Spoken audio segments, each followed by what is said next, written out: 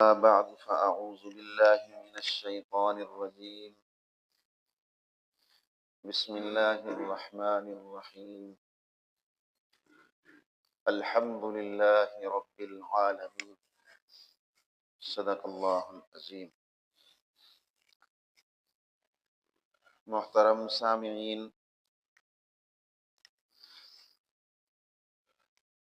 اللہ تعالی دا بہت بڑا فضل اور کرم ہے کہ اللہ رب العزت نے ساری زندگی دے اندر ایک بار پھر رمضان جیسا مہینہ لیاندا ہے۔ اللہ کریم سانو سب نو اس دی قدر کرنے دی توفیق عطا فرمائے، اور اس دے جتنے بھی منافع اور فوائد نے سب منافع اور فوائد کو سانو مالا مال فرمائے۔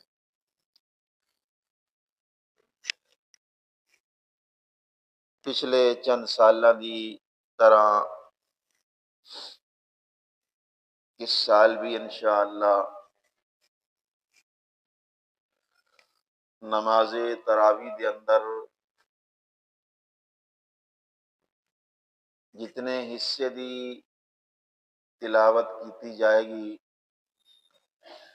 اس دا انشاءاللہ مختصر خلاصہ لب لباب اس دا صبح دی نماز تو بعد دسیا جائے گا۔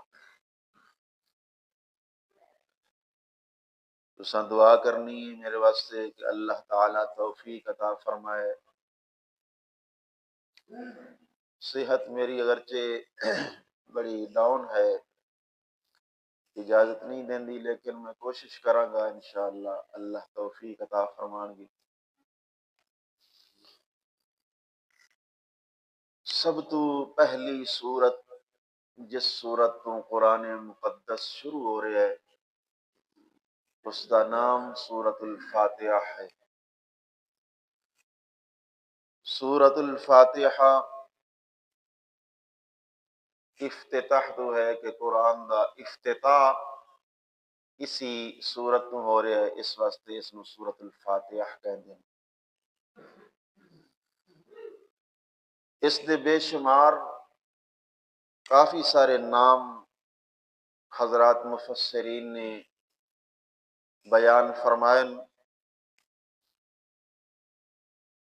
سورہ فاتحہ دے متعلق امام بیضاوی رحمہ اللہ تعالی نے اپنی تفسیر بیضاوی دے اندر بھی تقریباً 17 نام ذکر فرمائے نے۔ انہاں سارے ناماں وچوں سب تو بہترین بھی اور سب تو مشہور بھی اور سب تو جامع ترین نام جو ہے اس سورت دا وہ ہے ام القرآن۔ کیا ہے؟ ام القرآن۔ ام کہندے نے ماں نو تے قرآن اگے قرآن ہے، یعنی پورے قرآن دی ماں۔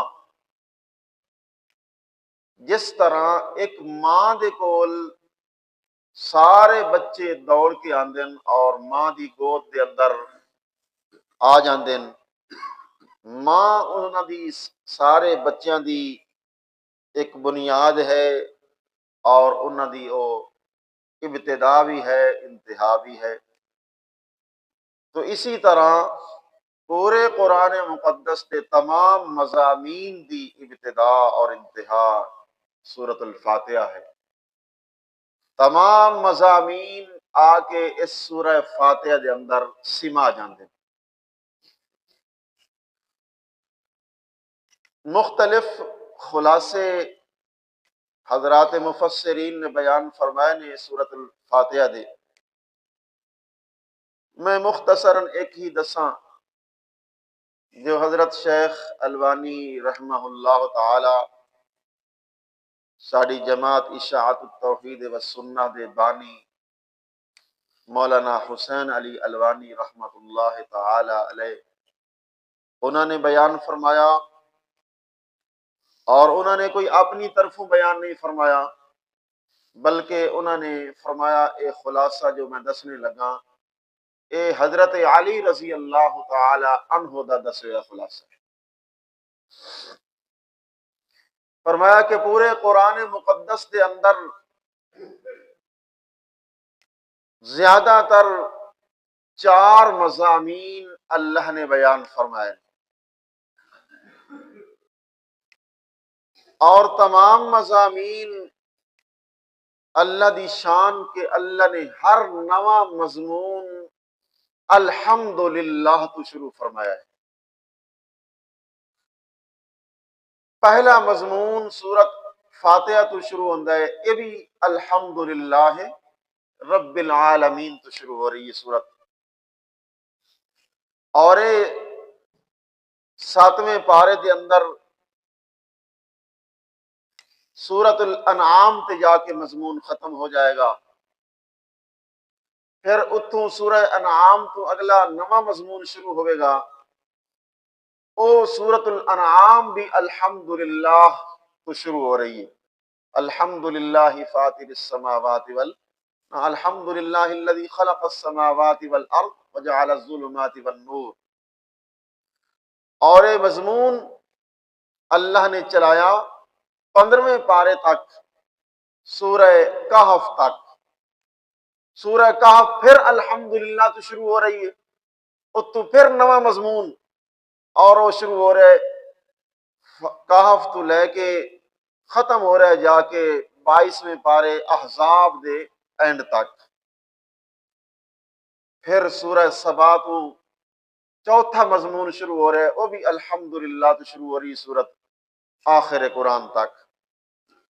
پہلے حصے دے اندر اللہ نے مضمون جو بیان فرمایا کہ ساری کائنات دا خالق میں، پیدا کرنے والا ہر ایک چیز دا اللہ تعالی دی ذات ہے۔ دوسرے حصے دا مضمون ہے پیدا کرنے تو بعد ساری کائنات دا پالن ہار، پرورش کرنے والا اور انہوں نے پروان چڑھانے والا بھی اللہ تعالی دی ذات ہے۔ اور تیسرے حصے دا مضمون ہے پیدا بھی میں کیتا، پالیا بھی میں، لہذا ہن ساری کائنات دا مالک اور مختار بھی میں ہاں، سارے اختیاراں دے لائق بھی میں ہاں، میرے ہاتھ دے اندر اختیار نے ساری جہان دے۔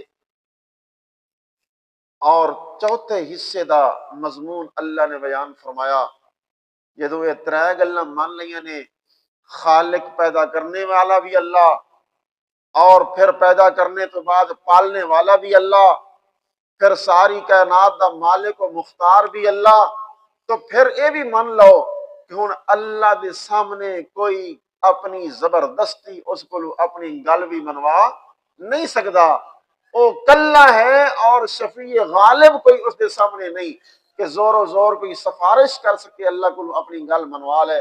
فرمایا میرے سامنے کوئی جمعہ بھی نہیں، کسی نے میں پیدا ہی نہیں کیتا کہ جو اللہ دے سامنے جھگڑا کرے اور اللہ کو اپنی گل منوا لے۔ تو یہ 4 مضمون نے، خالق بھی اللہ، رب بھی اللہ، مالک بھی اللہ، اور کوئی اس دے سامنے شفیع قہری زبردستی بات منوانے والا بھی کوئی نہیں۔ اور یہ 4 مضمون اللہ نے سورت الفاتحہ کے اندر بیان فرمایا۔ الحمدللہ، الحمدللہ دے لفظ اللہ دے اندر اللہ دی خالقیت موجود ہے، کیونکہ اللہ دا نام بولیا جاندہ ہے تو اللہ دا جو مشہور صفت ہے خالق۔ جدوں بھی اللہ تعالیٰ دا نام بولیا جاندہ ہے تو صفت خالقیت دی طرف انسان دا ذہن جاندہ ہے۔ الرحمن الرحیم، الحمدللہ رب العالمین الرحمن الرحیم، اس رب العالمین اندر دوسرا مضمون کھڑا ہے رب والا، کہ ساری کائنات دا رب پالنے والا بھی اللہ۔ الرحمن الرحیم کے اندر تیسرا مضمون کھڑے ہے کہ الرحمن وہ اتنا مہربان ہے، اتنا رحیم ہے کہ مہربانیاں اور شفقتاں عام طور تے بادشاہاں دے اندر پائیاں جاندیاں۔ اس واسطے جڑا مالک ہے، بادشاہ ہے ساری کائنات دا، وہی سب کو سب تو زیادہ مہربان اور رحم کرنے والا ہے۔ مالک یوم الدین کے اندر بھی مالک والی صفت مالکیت موجود ہے۔ اور اسی طرح جدوں اللہ دے سامنے کوئی بندہ کھڑا ہوندا ہے، اللہ نو خالق بھی من رہا ہے، اللہ نو رب بھی من رہا ہے، اللہ نو اپنا مالک بھی من رہا ہے، تو پھر انسان اس چیز دا بھی اقرار کر رہا ہوندا ہے کہ اللہ تیریاں صفتاں دے اندر کوئی شریک نہیں، تو اپنی صفتاں دے اندر وحدہ لا شریک ہے، اور تیرے سامنے کوئی شفیع قہری، کوئی زبردستی اپنی گل منوانے والا نہیں۔ کیوں؟ مالک یوم الدین، کیونکہ قیامت دے دن دا مالک تو ہے۔ جدو مالک تو ہے تو پھر تیری ملکیت وچ کوئی دخل دینے والا نہیں، کوئی اپنی گل منوانے والا کوئی نہیں ہے، لہذا اللہ تو ہی مالک اور تو ہی متصرف ہے۔ پھر حضرت عبداللہ ابن عباس رضی اللہ تعالی عنہ نے فرمایا، توجہ کرو میری طرف، اگر سونا ہے تو بند کر چھڑنے، گھر جا کے سہنا میں سارے صرف 5-7 منٹ توجہ کرو۔ تو حضرت عبداللہ ابن عباس رضی اللہ تعالیٰ عنہ فرماندے کہ پورے قرآن دا خلاصہ حوامیم سبا، 7 حامیمہ نے، قرآن دے اندر 7 سورتاں ایسیاں نے جڑیاں ہر سورت نو اللہ نے لفظ حامیم تو شروع کیتا ہے، اور حامیم والیاں سورتاں کل 7 سورتاں نے، اور 7 سورتاں سارے قرآن دا خلاصہ نے، اور انہاں 7 سورتاں دی بنیاد ہے سورہ زمر، اور سورہ زمر دے اندر اللہ نے مسئلہ بیان فرمایا ہے، فَاعْبُدِ اللَّهَ مُخْلِصًا لَهُ الدِّينَ، اے لوگو عبادت کرنی ہے تو خالص کس دی کرنی ہے؟ اس دے اندر ملاوٹ نہیں ہونی چاہیے۔ اج ساڈی عبادت دے اندر ملاوٹ آ گئی، اسی اپنی عبادت دے اندر غیراں نو شریک کر چھڑنے ہاں، جبکہ اللہ دا کی دعویٰ ہے اور اللہ دا مطالبہ کیا ہے؟ فَاعْبُدِ اللَّهَ مُخْلِصًا، خالص اس اللہ دی عبادت کرو، اور عبادت تو مراد فرمایا الدین، پکار، سور پکار والی عبادت جو ہے وہ خالص اللہ دی ہونی چاہیے۔ سور پکار دعا کرنا، سور پکار کرنا غائبانہ، اللہ ساڈے نظر نہیں آ رہا، اللہ تعالیٰ ساڈے سامنے موجود کوئی نہیں، اگرچہ اس دی صفت ہے ہر جگہ تے موجود ہونا، لیکن سانو نظر نہیں آندا نا، ساڈے کولوں غائب ہے، اور اساں اے سمجھ کے دل دے اندر یقین رکھ کے اس اللہ کو پکار رہے ہیں، دعاواں کر رہے ہیں کہ یا اللہ ساڈی مدد کر، ساڈی مصیبت دور کر، ساڈی تکلیف نو دور کر۔ کیوں کر رہے ہیں؟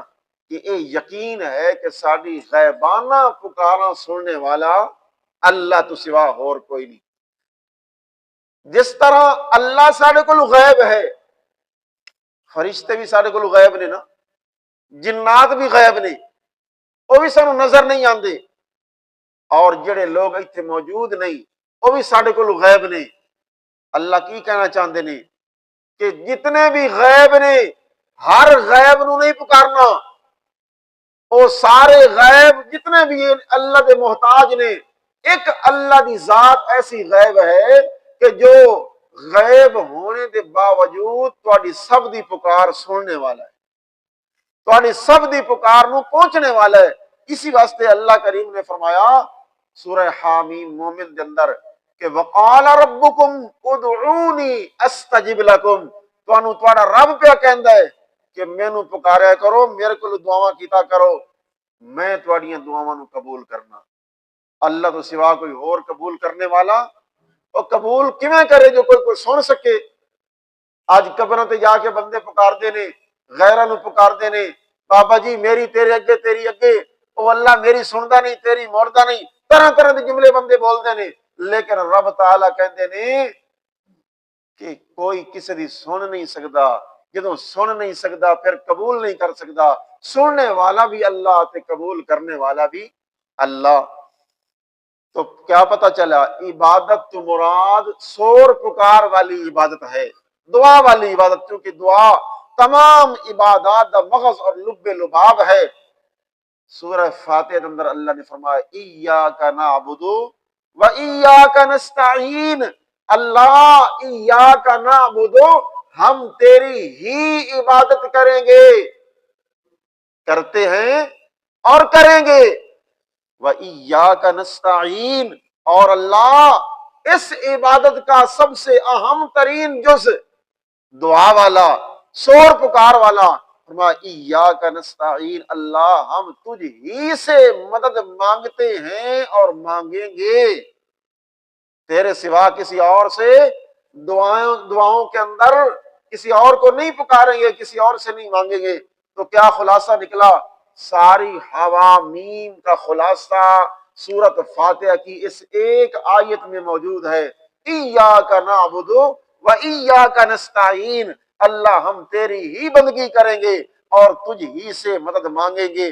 جب بندے نے یہ اقرار کر لیا کہ اللہ میں ہر نماز میں ہر رکعت میں یہ تیرے سے وعدہ کرتا ہوں، ایاک نعبد و ایاک نستعین، اللہ بندگی بھی تیری کروں گا اور مدد بھی تجھ سے مانگوں گا، اس لیے اللہ کریم نے فرمایا جب تو یہ میرے سے اقرار کرتا ہے تو پھر اگلی صورت کے اندر بھی یہی مضمون ہے کہ یا ایھا الناس اعبدوا ربکم، عبادت اے لوگو، عبادت شور پکار والی کس کی کرنی ہے؟ اپنے رب کی کرنی ہے۔ تو اس ایاک نعبد و ایاک نستعین والی آیت میں پورے قرآن کا ساری حوامیم کا خلاصہ موجود ہے، اور اس ایاک نعبد و ایاک نستعین کا خلاصہ پھر بسم اللہ الرحمن الرحیم میں موجود ہے۔ اللہ رب العزت فرماتے ہیں کہ بسم اللہ، شروع کرتا ہوں کس کے نام سے؟ اللہ کے نام سے، جو کن صفتوں والا ہے؟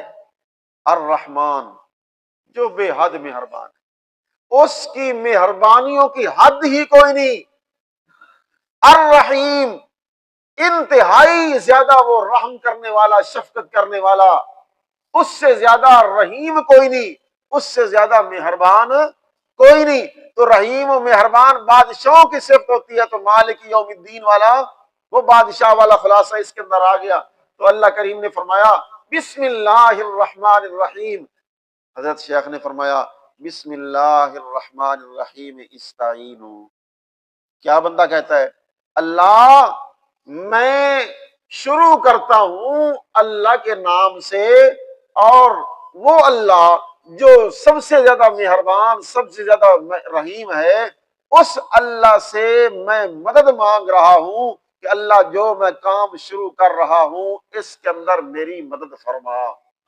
استعینوا، بسم اللہ الرحمن الرحیم استعینوا، یا استعینوا بسم اللہ الرحمن الرحیم، اس کا مطلب یہ ہے کہ میں مثال کے طور پہ قرآن شروع کر رہا ہوں، تلاوت کر رہا ہوں، اللہ میری تلاوت قرآن میں مدد فرما۔ اب اللہ مجھ سے غائب ہے، اللہ مجھے نظر نہیں آ رہا، تو میرا عقیدہ اور یقین یہ ہے کہ میں اللہ سے دعا کر رہا ہوں، اللہ میری مدد فرما اس تلاوت قرآن کے اندر کہ مجھے توفیق دے قرآن پڑھنے کی۔ اب مجھے میرا کیا یقین اور عقیدہ بن گیا کہ غیبانہ شور پکار سننے والا کون ہے؟ تبھی تو میں اس کو پکار رہا ہوں نا۔ اگر میں کسی اور کو پکاروں، غیبانہ میں کسی نبی کو پکاروں، کہوں یا علی مدد، یا رسول اللہ مدد، یا غوث اعظم مدد، یا فلاں مدد، یا فلاں مدد، ہیں وہ بھی غیب، لیکن اگر میں ان کو پکاروں گا تو میرا عقیدہ کیا ہوگا کہ میری غیبانہ پکار وہ بھی سنتے ہیں، حالانکہ وہ سننے کے قائل، سننے کے قابل نہیں، مر چکے ہیں، دنیا سے جا چکے ہیں، اور جو دنیا میں چلا جائے وہ سننے کے قابل نہیں ہوتا۔ اس لیے بسم اللہ الرحمن الرحیم کے اندر خلاصہ موجود ہے، ایاک نعبد و ایاک نستعین والا، کہ اللہ مدد تیرے سے مانگوں گا، تیرے سوا کسی سے نہیں مانگوں گا۔ پھر بسم اللہ کی با جو ہے یہ استعانت کی ہے، اس کا مطلب یہ اس لیے ہم نے اس کو استعینوا کے ساتھ جوڑ دیا ہے کہ اس کا مطلب یہ ہے کہ استعینوا بسم اللہ الرحمن الرحیم۔ تو ساری بات کا خلاصہ یہ ہے میرے بھائیو بزرگوں، سورہ فاتحہ اتنی عظیم سورت ہے کہ اس سورت کے اندر اللہ نے سارے قرآن کے مضامین کو بیان کر دیا، اور پورے قرآن کا جو خلاصہ ہے وہ ہے ایاک نعبد و ایاک نستعین۔ اللہ عبادت کے لائق بھی تو ہے، اور مدد دینے کے لائق بھی تو ہے۔ تیرے سوا نہ کوئی کسی کی مدد کر سکتا ہے اور نہ کوئی تیرے سوا عبادت کے لائق ہے۔ یہ ہے ساری سورت کا خلاصہ، اور ہمیں اللہ نے یہ تبلیغ کی، یہ ہمیں ترغیب دی اور اس بات کی تعلیم دی، لوگوں مر جانا، ٹکڑے ٹکڑے کروا لینا، لیکن رب کی توحید کے اوپر آنچ نہ آنے دینا۔ اگر تمہارا عقیدہ توحید ڈگمگا گیا اور اللہ کی صفات اور اس کی الوہیت کے اندر تم نے کسی نبی ولی پیر فقیر کو شریک کر لیا، تو سمجھ لینا یہ سارے تمہارے روزے بیکار ہیں، یہ ساری تمہاری نمازیں بیکار ہیں، یہ تمہارے منہ پہ مار دی جائیں گی۔ کیوں؟ اللہ کہتے ہیں پہلا بنیادی جو مسئلہ ہے عقیدہ توحید، اللہ کی ذات کو وحدہ لا شریک سمجھنا۔